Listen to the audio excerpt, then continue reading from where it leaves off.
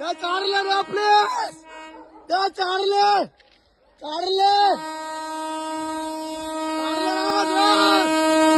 മലയാളി വാർത്തയിലേക്ക് സ്വാഗതം. ഒരൊറ്റ വിളി, ആ ഒരു വിളിയിൽ തിരിച്ചു കിട്ടിയത് ഒരു മനുഷ്യജീവനാണ്, ഒരു കുടുംബത്തിൻ്റെ നട്ടെല്ലാണ്.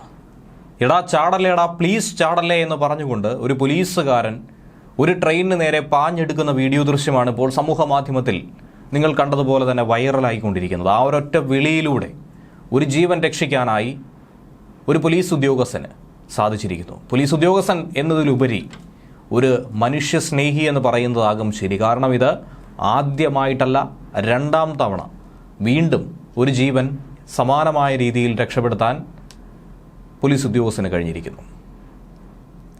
ഈ അലറി വിളിയോടുകൂടി ആത്മഹത്യ ചെയ്യാനായി റെയിൽവേ ട്രാക്കിന് മുന്നിൽ നിന്ന യുവാവ് ഒരൊറ്റ നിമിഷം പകച്ചുപോയി. അപ്പോഴേക്കും എതിർദിശയിൽ നിന്നും വന്ന ജനശതാബ്ദി എക്സ്പ്രസ് ട്രെയിനാകട്ടെ പാഞ്ഞെടുക്കുന്നു.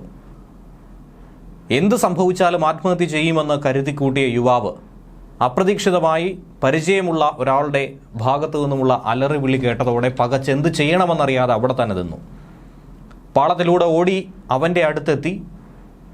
അവനെ കടന്നു പിടിച്ചതും ട്രെയിൻ കടന്നുപോയതും ഒരേ സമയത്തായിരുന്നു. നിമിഷ നേരം കൊണ്ട് ജീവൻ പണയം വെച്ചുകൊണ്ട് നടത്തിയ ഈ ഒരു ദൗത്യം അത് തൻ്റെ ഫോൺ ക്യാമറയിൽ പതിഞ്ഞതുകൊണ്ട് പുറലോകം അറിയാൻ കാരണമായി.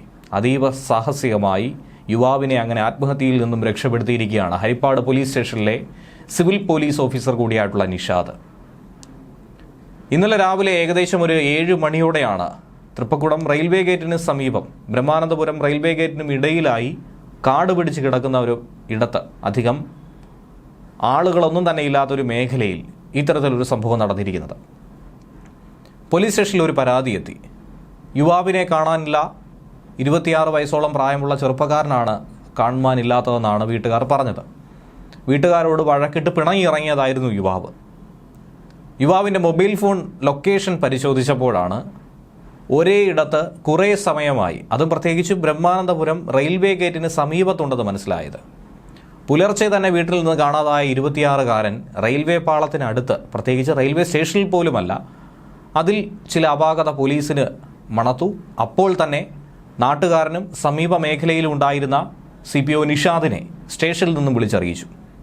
ഡ്യൂട്ടിയിലില്ലെങ്കിൽ പോലും സംഭവത്തിൻ്റെ ഗൗരവം മനസ്സിലാക്കി വളരെ വേഗം നിഷാദ് റെയിൽവേ ഗേറ്റിന് സമീപത്തെത്തി.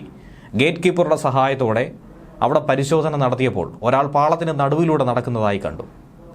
ഗേറ്റിന് 100 മീറ്റർ ദൂരെ കാടിന് സമീപത്ത് യുവാവ് നിൽക്കുന്നത് ഗേറ്റ് കീപ്പർ കാണിച്ചു കൊടുത്തു. പിന്നീടൊന്നും നോക്കിയില്ല, ചെരുപ്പ് പോലുമില്ലാതെ ട്രാക്കിലൂടെ നിഷാദ് മരണപ്പാച്ചിലായിരുന്നു.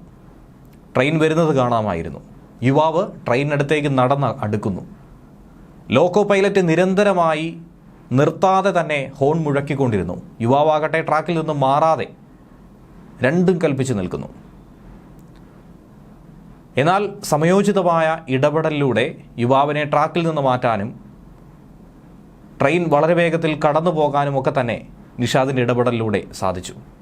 എന്നാൽ ഇതിനിടയിൽ, രക്ഷാപ്രവർത്തനത്തിനിടയിൽ നിഷാദിൻ്റെ ട്രാക്ക് സ്യൂട്ട് പാളത്തിലെ കൊളുത്തിലുടക്കിയതും തലനാടിരയ്ക്ക് നിഷാദ് തന്നെ രക്ഷപ്പെട്ടതുമൊക്കെ പിന്നീട് അദ്ദേഹം മറ്റ് സഹപ്രവർത്തകരോട് വിവരിക്കുകയുണ്ടായി. ഉടുപ്പിൻ്റെ കീശയിൽ മൊബൈൽ ഫോൺ വെച്ച് ക്യാമറ ഓണാക്കി വെച്ചുകൊണ്ടാണ് ഈ രക്ഷാപ്രവർത്തനം നിഷാദ് തുനിഞ്ഞിറങ്ങിയത്. കാരണം വാദി പ്രതിയാകുന്ന കാലമാണ്, പ്രത്യേകിച്ചും തീവണ്ടിക്ക് മുന്നിൽ ചാടാനായി നിൽക്കുന്ന ഒരു യുവാവ്. തൊട്ടടുത്ത് രക്ഷപ്പെടുത്താൻ, പിന്തിരിപ്പിക്കാനായി താൻ ശ്രമിക്കുമ്പോൾ ഒരുപക്ഷേ തൻ്റെ ഇടപെടൽ കാരണം മുന്നിൽ അകപ്പെട്ടു പോകുമെന്ന ആക്ഷേപമടക്കം പോലീസുകാർക്ക് നേരിടേണ്ടി വരും. അത് ഭയന്നുകൊണ്ടാണ് സംഭവ ദൃശ്യങ്ങളൊക്കെ തന്നെ ഫോണിൽ ഷൂട്ട് ചെയ്തത്. യുവാവിനെ ആത്മഹത്യയിലേക്ക് നയിച്ചത് കുടുംബ പ്രശ്നങ്ങളാണെന്നാണ് പോലീസ് പറയുന്നത്. ബിടെക് ബിരുദധാരി കൂടിയാണ് യുവാവ്. ഈ സംഭവത്തിന് ശേഷം കൗൺസിലിംഗ് അടക്കം നൽകിയാണ് വീട്ടിലേക്ക് മടക്കി അയച്ചത്. കഴിഞ്ഞ വർഷം ഓഗസ്റ്റ് 8-ന് പോലീസ് സ്റ്റേഷനിൽ ഫോൺ വിളിച്ചറിയിച്ച ശേഷം ട്രെയിനിന് മുന്നിൽ ചാടി ആത്മഹത്യ ചെയ്യാൻ ഒരു യുവതി സമാനമായി തന്നെ ശ്രമിച്ചിട്ടുണ്ടായിരുന്നു. അന്നും നിഷാദായിരുന്നു ഫലപ്രദമായ രീതിയിൽ ഇടപെടൽ നടത്തി രക്ഷപ്പെടുത്തിയത്. ന്യൂസ് ഡെസ്ക് മലയാളി വാർത്ത.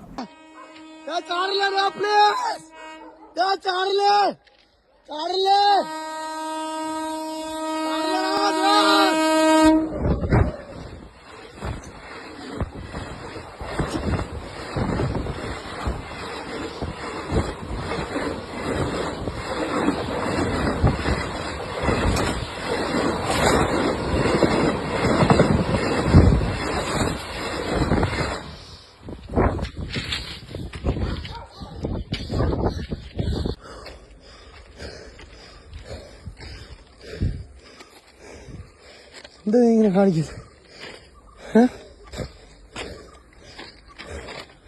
എനിക്ക് വേണ്ടി ഇപ്പം ഞാനെൻ്റെ പുറത്തുള്ളായിരുന്നു.